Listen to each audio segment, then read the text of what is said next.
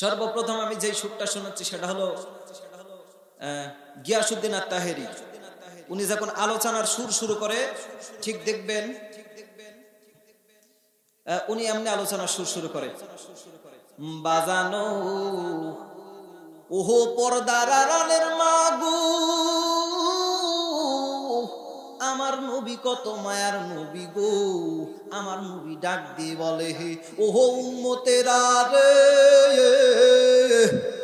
উনি আবার কয় যে আল্লাহু আকবার কইবেন না, তা আপনারা উনার সুর মতন কইবেন আল্লাহু আকবার লিল্লাহি তাকবীর। ইনশাআল্লাহ শ্রোতা চাঙ্গা হইব, দোয়া করার পরে খিচুড়ি খায় এমনি চাঙ্গা হয়ে যাবেন গা, সমস্যা নাই ইনশাআল্লাহ। এরপরে কার সুর শুনবেন কোন? আপনারা একটা দুটা মন থেকে কোন, নাইলে আমি তো বুঝবো না যে। আচ্ছা, মিজানুর রহমান আজহারি স্টেজ থেকে একজন ভাই বলছে আব্দুল খালেক শরীয়তপুরি, দুইটা শুনাই না? জি, আব্দুল খালেক শরীয়তপুরি যেমন আলোচনা করে। মুসলমান ভাইরা আমার, আল্লাহ তাআলা রব্বুল আলামিন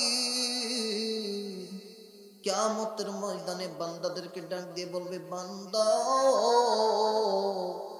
ও বান্দা রে, তোর হাতের কামাই দিয়ে তুই জান্নাতে যাবি, তোর হাতের কামাই দিয়ে তুই জাহান্নামে যাবি। ও বান্দা রে, আমি রব্বুল আলামিন কোরআনুল কারীমের ভিতরে বলে দিয়েছিলাম, ইকরা কিতাবাকা কাফা বিনাফসিকাল ইয়াউমা আলাইকা হাসিবা। ও বান্দা রে, আজকে তোর হিসাব তুই নিজে দেখা দেখা পয়রা পয়রা বিচার কইরা তুই হিসাবটা, নিজের হিসাব নিজে দেওয়ার জন্য প্রস্তুত হইয়া যা। ধরে করেন ঠিক কিনা?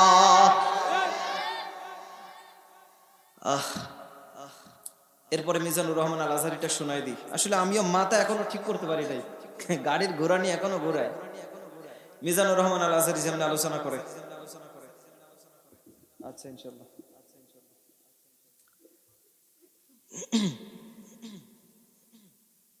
ও টাঙ্গাইলের মুসলমান শুনেন শুনেন, রব্বুল আলামিন কোরআনুল কারীমের ভিতরে সব কিছু তোমার সামনে খুলাসা করে দিয়েছে গোলাম। আল্লাহর সামনে যদি তুমি বলো আল্লাহ আমার কাছে কোরআন যাই নাই, কোন আলেম যাই নাই, আপনি কিন্তু সেই দিন ধরা খেয়ে যাবেন, ঠিক কিনা? আপনার কাছে উলামায়ে কিরাম গেছে, কোরআন গিয়েছে, কোরআনের তাফসীর গুনাহ আজকের আলেম উলামায়ে কিরাম আপনার সামনে উপস্থাপনা করে, কত সুন্দর। এই গোলামেরা কেন বসে আছে? এরা তো কোরআন শোনার জন্য বসে আছে। আজ যদি এদের সামনে কোরআন উপস্থাপনা করা হয়, আল্লাহর এই গোলামেরা এরকম ঠান্ডাকে উপেক্ষা করে আল্লাহর কোরআন শোনার জন্য প্রস্তুত আছো না নাই? চিল্লায় বলতে হবে, আছো না নাই? আর আমার এই কোরআন প্রেমিকেরা যেভাবে কোরআনের পক্ষে আসতেছে, এভাবে যদি আসতে শুরু করে, বাংলাদেশে কোরআনের রাজ কায়েম হয়ে যাবে। চিল্লায় বলো ঠিক কিনা? যুবক ভাইরা, তোমাদেরকে সোচ্চার হতে হবে, তোমাদেরকে পথে ফিরে আসতে হবে। আর যদি তোমরা ফিরে আসতে পারো, বেশি দিন না, এই বাংলাদেশেও কোরআনের রাজ কায়েম হবে, কোরআনের আইনগুলো কায়েম হয়ে যাবে। আর কোরআনের আইন যদি বাংলাদেশে কায়েম হয়ে যায়, বাংলাদেশে অশান্তিপূর্ণ কোনো ব্যাপার আমার এই সোনার বাংলাদেশে থাকবে না। থাকবে? চিল্লায় বলতে হবে, থাকবে? থাকবে না। এরপরে কোনটা? আমির হামজা। আপনারা খুশি হচ্ছেন তো ইনশাআল্লাহ? যাক, আলহামদুলিল্লাহ। আমি তো মনে করছিলাম নাকি জুতার বাড়ি আসে, যে দেরি করছি 1 ঘন্টা দেরি করছি, কম না।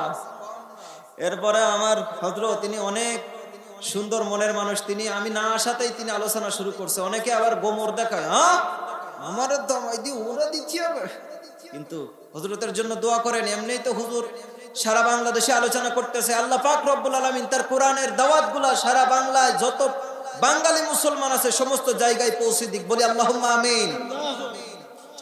সম্মানিত ভাইরা, আপনারা যদি এই উলামায়ে কেরামের জন্য দোয়া না করেন, আপনি জানেন তো না এই উলামায়ে কেরাম কোরআনের জন্য কতটা কষ্ট করে। আপনারা যারা সাধারণ পাবলিক গ্রাম অঞ্চলে থাকেন, আপনারা বুঝবেন না। রাতের পরে রাত, খাওয়া নেই দাওয়া নেই, কোরআনের জন্য রাস্তায় রাস্তায় ঘোরে। কথা বলেন না কেন? আপনি মনে করেন না আমাদের গ্রামে মাহফিল হইতেছে, হুজুর এই কাজ করলো। সম্মানিত ভাইরা, আসলে না, আপনার একদিন হুজুরদের না ভাই, আপনারা যারা রাগ করেছেন, রাগ করার দরকার নেই, অন্তত পক্ষে এখন খুশি হয়ে একটু আই লাভ ইউ বলেন। এই পারবেন না? সম্মানিত ভাইরা, আমি কিন্তু আনন্দ দিচ্ছি, আমি কোনো আলোচনার একটু কিছু করিনি। এরপরে আপনাদের কাছে এতটুকু দাবি ও দোয়া চাচ্ছি,